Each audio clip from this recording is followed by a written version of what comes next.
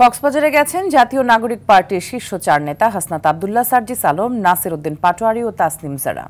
সেখানে C pearl হোটেলে ঢাকায় নিযুক্ত সাবেক মার্কিন রাষ্ট্রদূত পিটার হাসের সঙ্গে তাদের বৈঠকে গুঞ্জন শোনা যাচ্ছে।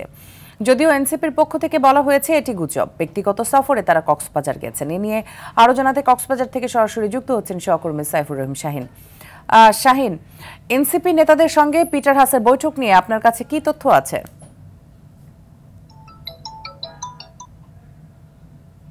হ্যালো শাহিন, আপনি কি আমাকে শুনতে পাচ্ছেন?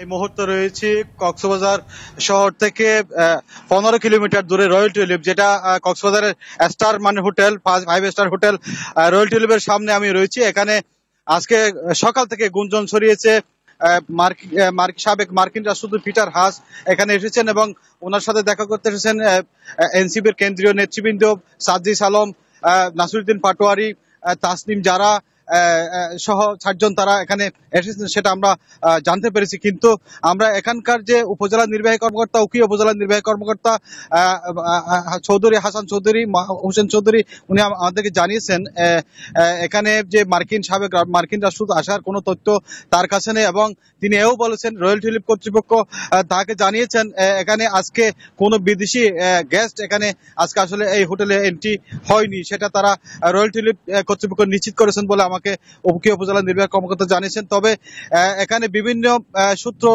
খবর পেয়ে এখানে গণমাধ্যম কর্মী থেকে শুরু করে উৎসুক জনতা এখানে রয়্যাল টিউলিপের সামনে অবস্থান করছে।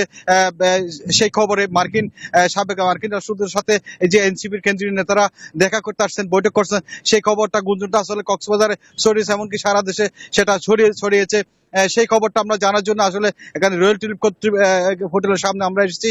রয়্যাল টিউলিপ হোটেল কর্তৃপক্ষের সাথে আমরা কথা বলেছি, কিন্তু তারা এখনো সেটা আমাদেরকে নিশ্চিত করেনি।